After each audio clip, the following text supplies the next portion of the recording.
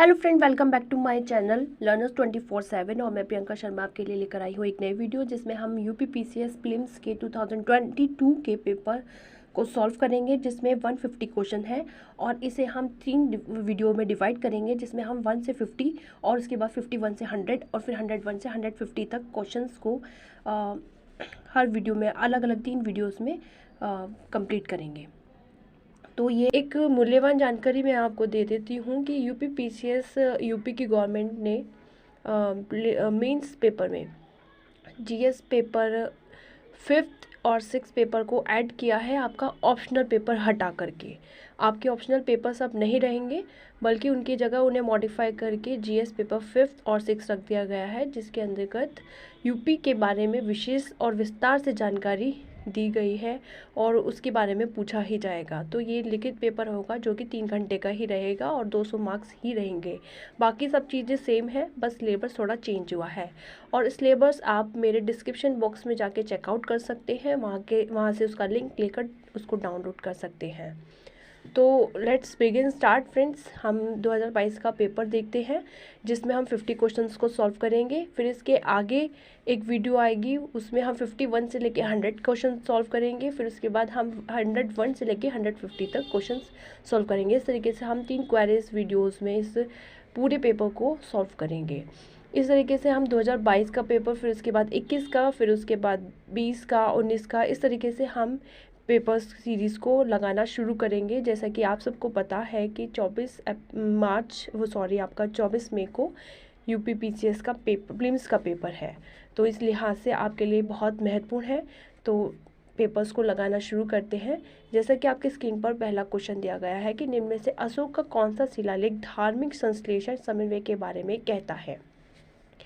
तो जिस तरीके से ये हिस्ट्री का क्वेश्चन आया है, शिलालेख से बहुत ज़्यादा प्रश्न बार बार पूछे जाते रहे हैं। यूपी पीसीएस में पूछे जाते रहे हैं, यूपीएससी की परीक्षा में पूछे जाते रहे हैं। अदर स्टेट पीसीएस के जो अदर स्टेट पीसीएस होती है परीक्षा, उनमें भी एग्ज़ाम्स में पूछा जाता रहा है। तो मैं आपको अपने डिस्क्रिप्शन बॉक्स में इस चीज़ का भी लिंक डाउनलोड कर सकते हैं। मैं आपको पेपर एनालिसिस करके बताऊंगी कि आपको कम समय में कौन सा सब्जेक्ट ज़्यादा से ज़्यादा पढ़ना है और किस चीज़ का ज़्यादा से ज़्यादा मल्टीपल रिवीजन लेना है प्रीलिम्स के लिहाज से। तो वो भी आप मेरे डिस्क्रिप्शन बॉक्स से लिंक को डाउनलोड कर लीजिएगा कि जिससे आपको एनालिसिस करके पता चल जाए कि किस सब्जेक्ट पे सबसे ज़्यादा आपको टाइम इन्वेस्ट करना है। तो 12वां शिलालेख कैसा है, जिसपे अशोक ने धार्मिक संश्लेषण समन्वय के बारे में बताया है। तो 12वें शिलालेख में ये बात स्पष्ट है। प्रश्न नंबर संख्या 2 देखेंगे। उत्तर प्रदेश के निम्न में से कौन सा वन्यजीव अभ्यारण्य 1975 में स्थापित किया गया था। तो 1975 में उत्तर प्रदेश में पहला अभ्यारण्य था जो कतरनिया घाट के नाम से जाना जाता है। क्वेश्चन नंबर 3 है, मूल्यवान आईटी ब्रांड के संदर्भ निम्न में से कौन सा कथन सही है। तो ऑप्शन आपके सामने है। एक्सचेंजर वैश्विक स्तर पर 2022 में सर्वाधिक मूल्यवान आईटी ब्रांड है। तो ये बात सही है कि 2022 में एक्सचेंजर वैश्विक स्तर पर आईटी ब्रांड है, सर्वाधिक मूल्यवान आईटी ब्रांड है। और टीसीएस वैश्विक आईटी सेवा ब्रांडों में 22 में नंबर 2 पायदान पर रही है, इसलिए सबसे ज़्यादा फेमस होने की वजह से क्वेश्चन में भी आ गया है, क्वेश्चन में रिपीट हुआ है। तो इस तरीके से हमें करंट अफेयर पर भी सबसे ज़्यादा ध्यान देना है। प्रश्न नंबर 4 देखेंगे। हमारे द्वारा उपयोग किए जाने वाले ऊर्जा के अधिकांश स्रोत संग्रहित सौर ऊर्जा का प्रतिनिधित्व करते हैं। निम्न में से कौन सा अंततः सूर्य की ऊर्जा से व्युत्पन्न नहीं होता है। तो भूतापीय ऊर्जा भी है, पवन ऊर्जा है, बायोमास ऊर्जा है। एकमात्र नाभिकीय ऊर्जा ऐसी ऊर्जा है जो सूर्य से उत्पन्न नहीं होती, सूर्य की ऊर्जा से उत्पन्न नहीं होती। नाभिकीय ऊर्जा अर्थ के ऑरिजिन के साथ ही निर्मित हुई थी, ये सूर्य से उत्पन्न नहीं है। तो ये है आपका। क्वेश्चन नंबर 5 देखेंगे। भारत सरकार द्वारा पर्यावरण के परिरक्षण संरक्षण अधिनियम कब पारित किया गया था।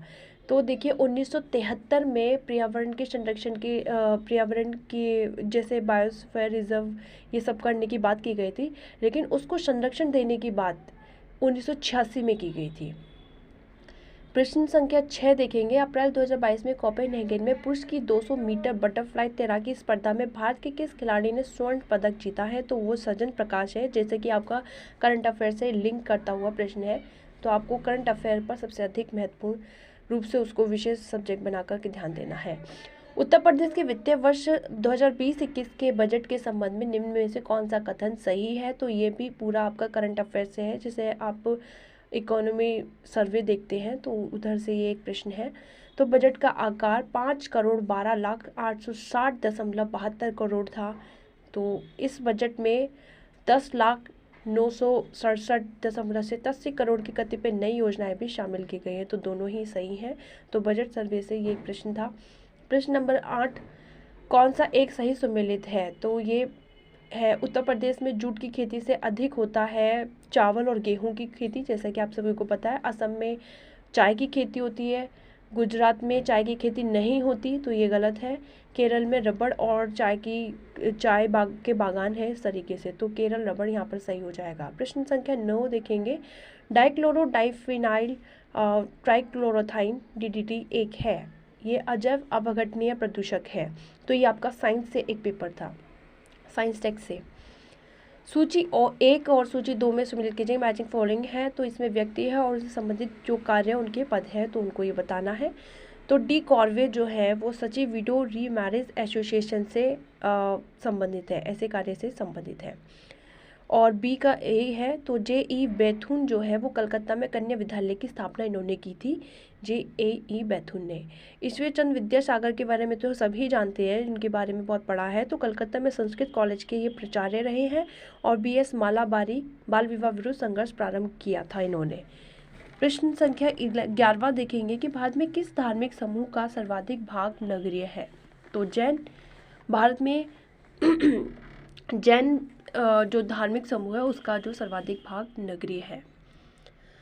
ये मैच द फॉलोइंग है, इसमें पहाड़ी पर्वत है और दूसरी तरफ राज्य में अवस्थित है। तो वो ये पहाड़ी पर्वत किस राज्य में अवस्थित है हमें बताना है। तो ऑप्शन आपके सामने ही है। तो बटवेश्वर पहाड़ी कर्नाटक में है, माफ़ कीजिएगा, बटवेश्वर पहाड़ी बिहार में है, और बिलारी श्रृंखला कर्नाटक में है, चीन श्रृंखला मणिपुर में है, और धोची पहाड़ी हरियाणा में है। प्रश्न संख्या 13 देखेंगे, संयुक्त राष्ट्र विकास कार्यक्रम UNDP ने निर्धनता की निम्न श्रेणियों की पहचान की, कौन सा एक सही है?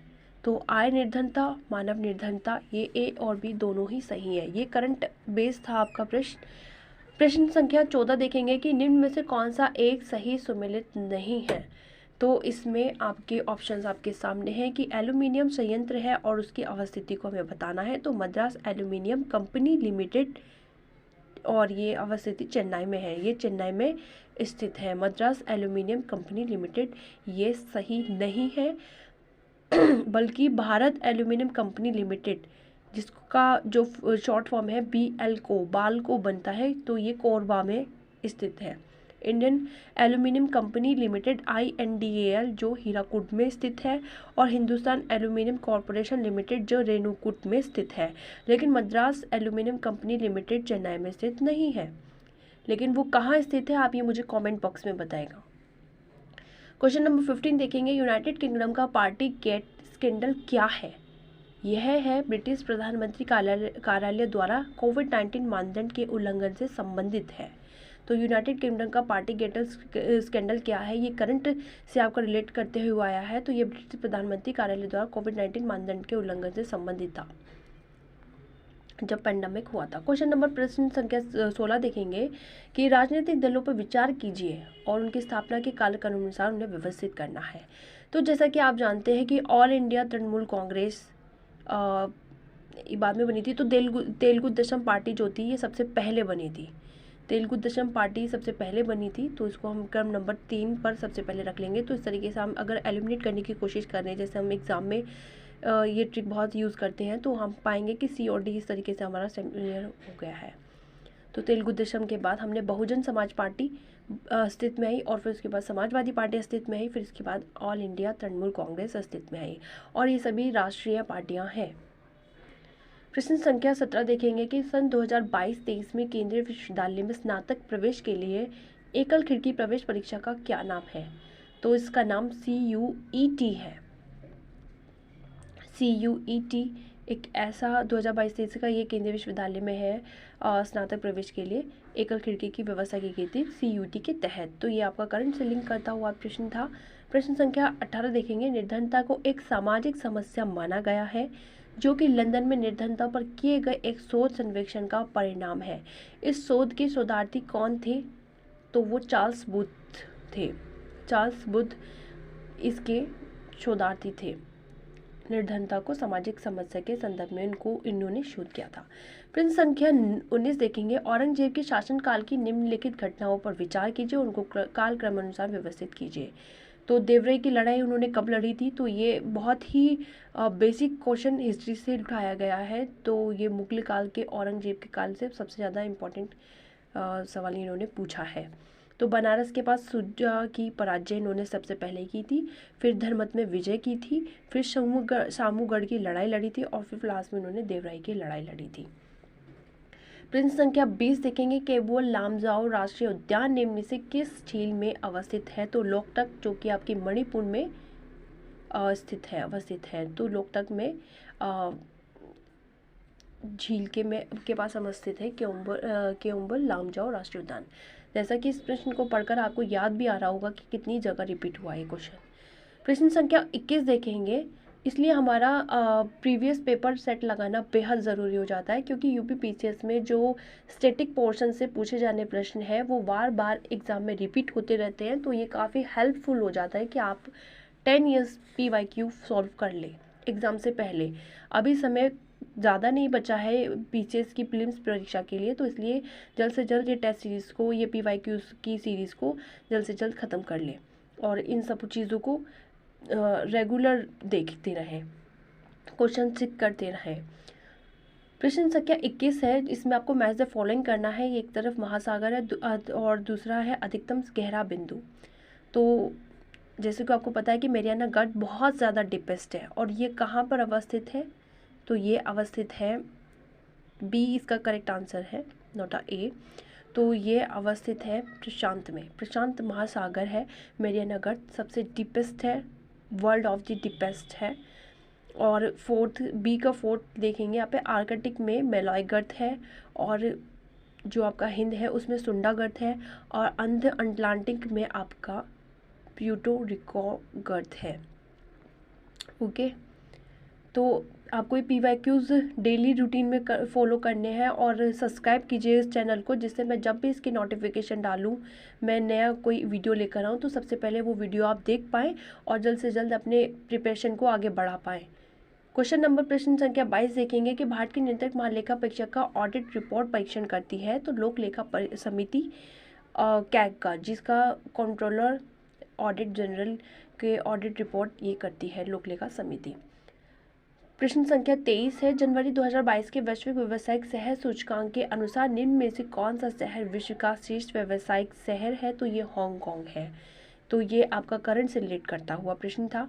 प्रश्न संख्या 24 देखेंगे, कौन सा बायोमास ऊर्जा का स्रोत नहीं है? तो मैं आपको बता दूं, साइंस टेक्स्ट से ही प्रश्न है।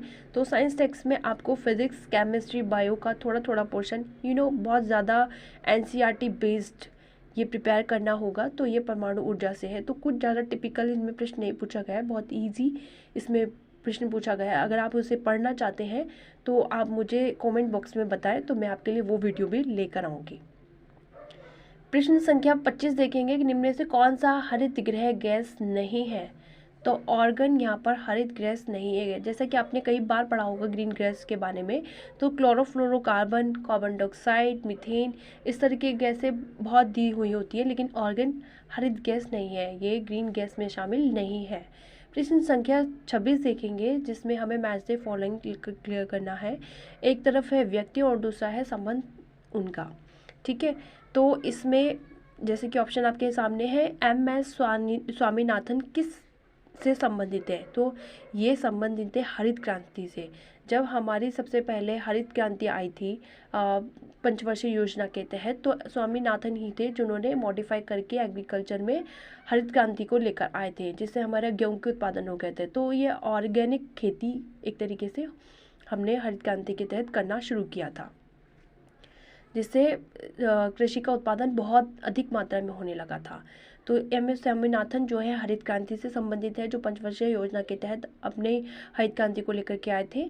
और जो एल के झा है वो आर्थिक प्रशासन सुधार से संबंधित है। वर्गीस कुरियन दुग्ध उत्पादन से संबंधित है। और मोरारजी देसाई किससे संबंधित है? बैंकों पर सामाजिक नियंत्रण के लिए संबंधित है। ये बैंकों का एकीकरण इन्होंने कराने के लिए जाने जाते हैं। प्रश्न संख्या 27, मार्च 2022 में असम मेघालय सीमा विवाद को हल करने हेतु समझौते पर निम्न में से किसने हस्ताक्षर किए हैं? तो केंद्रीय तो इसमें 2022 में असम मेघालय सीमा विवाद को असम और मेघालय के मुख्यमंत्री द्वारा हल करने की मतलब मुख्यमंत्री हस्ताक्षर कराएंगे। तो 2022 में असम मेघालय सीमा विवाद को हल करने हेतु समझौते पर असम और मेघालय के मुख्यमंत्रियों ने उस पर हस्ताक्षर किए हैं। प्रश्न संख्या 28 है, निम्न में से कौन सा प्रधानमंत्री स्वनिधि योजना के अंतर्गत लक्षित समूह है? तो वो फुटपाथ विक्रेता है। प्रधानमंत्री स्वनिधि योजना के जो लक्षित समूह है वो फुटपाथ विक्रेता है, जो फुटपाथ पे चीज़ें बेचते हैं, वो इस योजना का लाभ उठाने वाले लाभार्थी हैं। प्रश्न संख्या 29 देखेंगे, देशों को मानव विकास सूचकांक ह्यूमन डेवलपमेंट इंडेक्स 2022 के आधार पर अवरोही क्रम में व्यवस्थित कीजिए। तो ये करंट से रिलेट करता हुआ आपका क्वेश्चन है।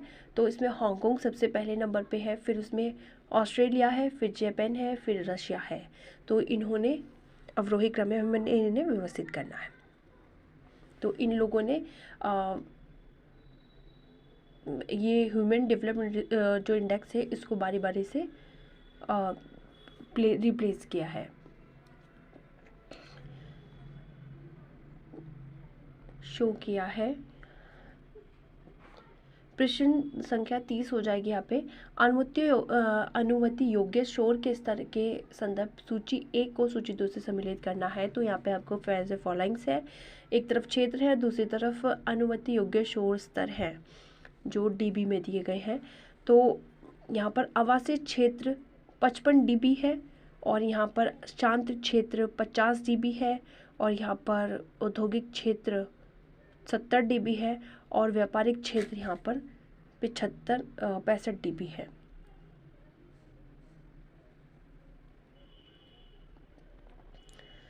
प्रश्न संख्या 31 देखेंगे कि चंद्रगुप्त द्वितीय के संदर्भ में कौन सा कथन सही है? तो प्रश्न ऑप्शन है आपके, सख्त विजय के संदर्भ में सबसे प्रबल प्रमाण इस नरेश की रजत मुद्राएं हैं।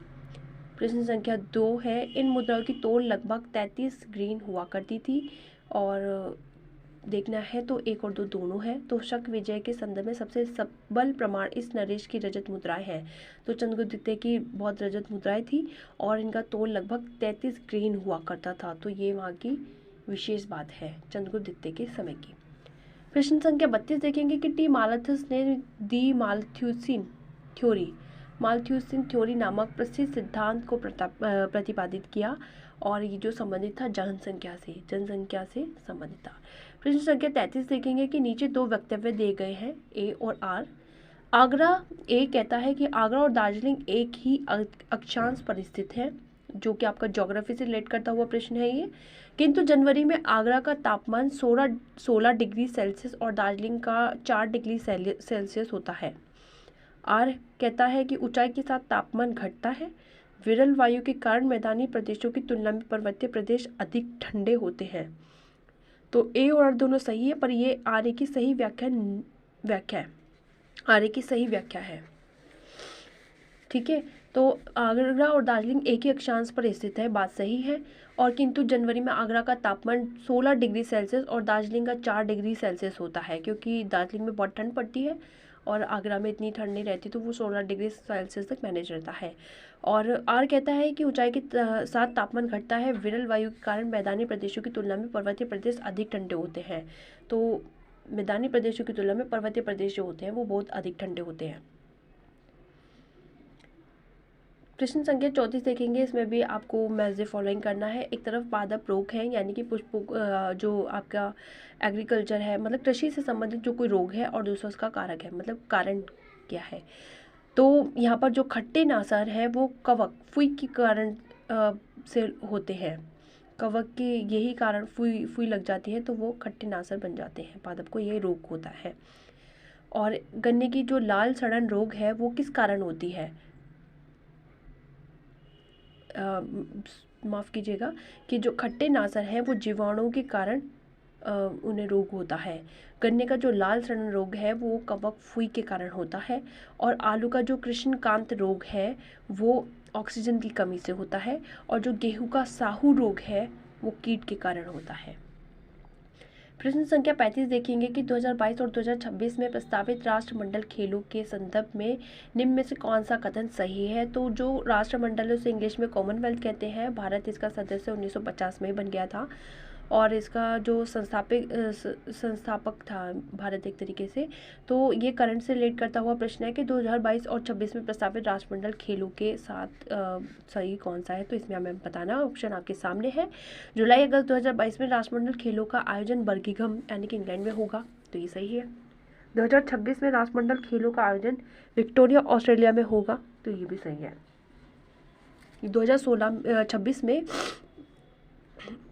2026 में ये आयोजन विक्टोरिया ऑस्ट्रेलिया में इन्होंने निर्धारित किया है, तो ये यहाँ पर सही हो जाता है।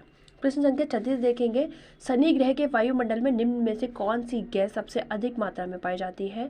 तो शनि जो ग्रह है उसमें मीथेन बहुत अधिक मात्रा में पाई जाती है, मीथेन गैस। प्रश्न संख्या 37, वर्ष 1985 में गंगा एक्शन प्लान परियोजना प्रारंभ करने का मुख्य उद्देश्य था इसके जल को केवल प्रदूषण रहित करना। गंगा एक्शन प्लान का ये था कि वो प्रदूषण मुक्त रहे। प्रश्न संख्या 38 देखेंगे, नीचे दो कथन है ए और आर। तो ए देख लेते हैं, 73वां संविधान संशोधन भारत के स्थानीय शासन के इतिहास में एक आधार स्तंभ के रूप में माना जाता है। बिल्कुल सही है। 73वें संविधान संशोधन ने पंचायतों को अति अपेक्षित संवैधानिक दर्जा प्रदान किया है, अति अपेक्षित संवैधानिक दर्जा प्रदान किया है, तो ये बात सही है, जिससे हमारा जो क्या है शक्ति पृथक्करण का एक तरीके से यहाँ पर सिद्धांत लागू होता है। तो ए और आर दोनों सही है और आर की सही व्याख्या है। प्रश्न संख्या 39 देखेंगे, 39, भारत के किस राज्य ने स्वच्छ जल और जल सुरक्षा के लिए देश का प्रथम digital water data bank aquarium का अप्रैल 2022 में शुभारंभ किया है। तो यह है कर्नाटक। तो यहाँ पर सबसे पहला डिजिटल वाटर बैंक जो बनाया था एक्वेरियम, तो ये कर्नाटक ने बनाया था। प्रश्न संख्या 40 देखेंगे कि सत्यशोधक समाज के संस्थापक कौन थे जिनका प्राथमिक जोर सत्य की खोज पर था। तो वो ज्योतिबा फूले थी, ज्योतिबा फूले, इन्होंने सत्यशोधक समाज के संस्थापक थी ज्योतिबा फूले। प्रश्न संख्या 41, इसमें आपको मैच दी फॉलोइंग करनी है। तो जैसे कि एक तरफ आपका जैव आरक्षित क्षेत्र है और दूसरा से रिलेट स्टेट है। तो यहाँ पर मानस जो है वो असम में है, सुंदरबन जैसे कि आपको पता है वेस्ट बंगाल में है, और यहाँ पर आपका नंदा देवी जो है कहाँ है आप बताइए। तो उत्तर प्रदेश में नंदा देवी मंदिर भी है एक तरीके से प्रसिद्ध है, तो नंदा देवी मंदिर उत्तर प्रदेश में है। ये एक उत्तराखंड में भी है एक नंदा देवी, तो लेकिन ये जैव आरक्षित क्षेत्र के बारे में बात कर रहा है, तो ये उत्तर प्रदेश में है, और पंचमढ़ी हमारा मध्य प्रदेश में है। प्रश्न संख्या 42 देखेंगे कि म्यांमार का पेंगू योमा क्षेत्र किस खनिज का प्रमुख उत्पादक है। तो म्यांमार का पेंगू योमा क्षेत्र खनिज तेल का उत्पादक है, तेल खनिज का ये उत्पादक है। प्रश्न संख्या 43 देखेंगे, उत्तर प्रदेश में एक जनपद एक उत्पाद योजना के आधार पर निम्न युग्मों में से कौन सा एक सही सम्मिलित नहीं है। तो बागपत में लकड़ी के खिलौने ये सही नहीं है, तो एक जनपद एक उत्पाद योजना के आधार पर हमें बताना है। तो अमेठी में मूंछ के उत्पाद होते हैं, गौतम बुद्ध नगर में रेडीमेड कपड़े होते हैं, आगरा में चर्म उत्पाद होता है, लेकिन बागपत में लकड़ी के खिलौने नहीं होते हैं। 44वां प्रश्न देखेंगे कि ये भी हमारा मैच दी फॉलोइंग है, एक तरफ भवन है दूसरी तरफ निर्माण करता है कि इस भवन का निर्माण किसने किया है। तो जैसे कि आप जानते हैं लाल महल का मैं जैसे लगाना चाह रही हूँ, तो लाल महल वो आपका बलबन ने बनाया था, सुल्तानगढ़ी आपका इल्तुतमिश ने बनाया था, जमात खाना मस्जिद आपका अलाउद्दीन खिलजी ने बनाया था, और 2.5 दिन का झोपड़ा जिसे बोलते हैं, 2.5 दिन का भी झोपड़ा इसे बोलते हैं, ये आपका बनवाया था कुतुबुद्दीन ऐबक ने। प्रश्न संख्या 45 देखेंगे कि जनसंख्या लाभांश है। तो 15 से 59 वर्ष की कार्यशील जनसंख्या की लाभांश है, क्योंकि इस वर्ष तक ही कार्य होते हैं, उसके बाद रिटायरमेंट। 46 प्रश्न देखेंगे। इसमें हमें मैच द फॉलोइंग करनी है। एक तरफ हमें अनुसूची दी गई है जिसे हम शेड्यूल बोलते हैं और दूसरा उसे रिलेट करते हुए सब्जेक्ट या विषय है। तो हमें अगर ध्यान से देखा जाए तो हमें इसे अनुसूची को याद कर लेना चाहिए, उनसे संबंधित भाग को याद कर लेना चाहिए, उनसे रिलेटेड करते अनुच्छेद को याद कर लेना चाहिए। इस तरीके के प्रश्न बार बार पूछे जाते रहे हैं। तो जैसा कि आपको है, तृतीय अनुसूची जो है शपथ या प्रतिज्ञान के प्रारूप से संबंधित है। 8वीं अनुसूची भाषाओं से संबंधित है। 7वीं अनुसूची आपके जो आपका संसद है, राज्य विधानमंडलों द्वारा बनाई जाने वाली विधियों की विषय से सूची इससे संबंधित है। और आपका चौथी सूची जो है वो आपका राज्य विधान परिषद में स्थानों का आवंटन है। मैं एक बार क्रमानुसार कह देती हूँ कि तृतीय जैसे कि मैं आपको बता देती हूँ कि पहली अनुसूची में संघ और राज्य क्षेत्र के विषय में बताया गया है। द्वितीय सूची में वे जो राष्ट्रपति हैं, अध्यक्ष हैं, तो जो मुख्यमंत्री हैं, तो इस तरीके के जो बहुत उच्च और श्रेष्ठ पद पर बैठे आसीन पद हैं उनके वेतन भत्ते के विषय में बताया गया है। तृतीय अनुसूची में शपथ के बारे में बताया गया है। चौथी अनुसूची में राज्यसभा की सीटों के आवंटन से संबंधित बताया गया है। 5वीं अनुसूची में जो SC ST के विषय में बताया गया है, मतलब जो उनका क्षेत्र है उसके विषय में बताया गया है। और जो छठी अनुसूची है उसमें 4 जो नॉर्थ ईस्ट के क्षेत्र हैं उनके राज्य क्षेत्र के विषय में बताया गया है। सूचित अनुसूचित जनजाति के तहत इस तरीके से बताया गया है।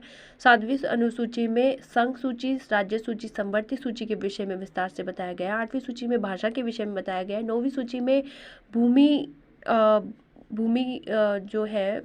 भूमि सुधार से संबंधित बताया गया है। 10वीं सूची में अनुसूची में दल बदल कानून से संबंधित बताया गया है। 11वीं अनुसूची में पंचायती राज से बताया गया है। और 12वीं अनुसूची में म्यूनिसिपैलिटी या नगर निगम से संबंधित उसके निचले पद से संबंधित बताया गया है। तो ये कुल मिलाकर आपकी 12 अनुसूची है, इसको ध्यान में रखिए। प्रश्न संख्या 47 है। सूची 1 और सूची 2, मतलब कि आपका यहाँ पे भी मैच द फॉलोइंग करना है। एक तरफ भारत के जलप्रपात है और दूसरा उनकी अवस्थिति है।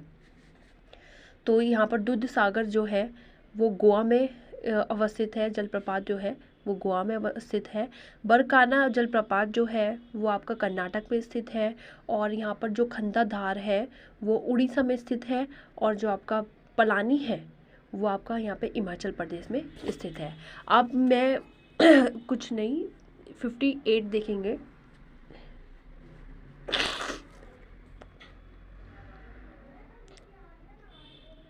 यहाँ पे मैच द फॉलोइंग है कि एक तरफ आपको कमेटी दी गई है, दूसरा उसका नियुक्ति का वर्ष दिया गया है कि वो कमेटी कब बनी थी। तो यहाँ पर बलवंत राय मेहता की कमेटी थी जो कि 1957 में बनी थी, बलवंत राय मेहता की समिति। और फिर अशोक मेहता की समिति थी जो आपकी 1977 बनी थी। फिर LM सिंघवी समिति जो 1986 में बनी थी। और फिर PK थुंगन समिति थी जो 1988 में बनी थी। आप इन समितियों को बहुत अच्छे से जानते हैं और बार बार ये रिपीट एग्जाम में होते रहते हैं। प्रश्न संख्या 39 देखते हैं। कौन सा एक नगर इराक में सुन्नी त्रिकोण का भाग नहीं है? तो बसरा एक ऐसा क्षेत्र है इराक में जो सुन्नी त्रिकोण का भाग नहीं है। प्रश्न संख्या और इस वीडियो का अंतिम प्रश्न है 50। अप्रैल 2022 में निम्न में से कौन तंजानिया की पहली महिला अध्यक्ष प्रेसिडेंट बनी थी? तो ये आपका करंट अफेयर से रिलेट करता हुआ प्रश्न है। तो सामिया सुलूहू हसन इस प्रश्न का उत्तर है। B option is correct. तो फ्रेंड्स, ये था आज का वीडियो जिसमें UPPCS 2022 में UPPCS प्रीलिम्स ईयर के हमने 1 से लेके 50 क्वेश्चन क्वेरीज को सॉल्व किया है। और जो कि आपकी आगामी परीक्षा 24 मई को होने वाली है उसके लिहाज से ये अत्यंत महत्वपूर्ण और उपयोगी है। और इसी तरह के आगे हम वीडियो को लगातार जारी रखेंगे जिसमें हम 51 से 100 प्रश्नों को हल करेंगे। तो वीडियो आपको पसंद आई हो, मैं उम्मीद करती हूँ कि ये वीडियो आपको पसंद आई हो। तो लाइक, सब्सक्राइब, कमेंट ज़रूर कीजिएगा। वीडियो देखने के लिए बहुत शुक्रिया।